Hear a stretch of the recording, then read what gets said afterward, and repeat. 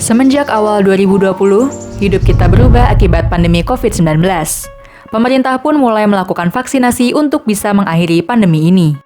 Dari awal Mei sampai pertengahan Mei, jumlah vaksinasi pertama dan kedua yang digabung tidak sampai 350.000 per hari. Padahal, Jokowi menargetkan vaksinasi bisa mencapai 1 juta orang per hari.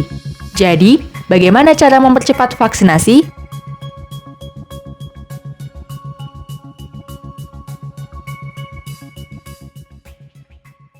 Ketika kita membicarakan vaksin, kita juga harus membahas cold chain dan juga vaksinatornya. Cold chain merupakan sistem pendingin untuk menjaga kualitas vaksin. Jadi, ketika vaksin ingin diperbanyak, sistem pendingin pun harus diperbanyak pula. Bagaimana caranya? Impor. Jadi bukan diimpor, tapi harus diadakan. Ini adalah Profesor Pandu Riono. Dia adalah Pengajar FKMI dan juga Jurwabah.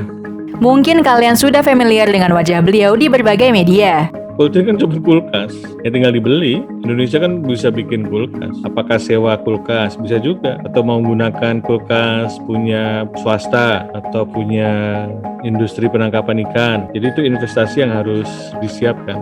Selain sistem pendingin, vaksinator pun juga harus ditingkatkan guna mendorong percepatan vaksinasi di Indonesia. Vaksinator ini adalah tenaga yang bertugas memvaksinasi masyarakat. Tapi, bagaimana cara memperbanyak mereka?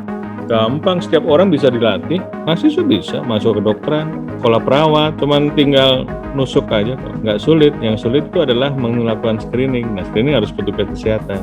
Nyuntik kan nggak berat. Nyuntik narkoba aja bisa kok ya. Jadi nggak perlu tingkat keterampilan yang tinggi. Di samping vaksinator dan cold chain, sosialisasi vaksin juga penting. Sebab, 27% masyarakat Indonesia masih enggan divaksin COVID-19.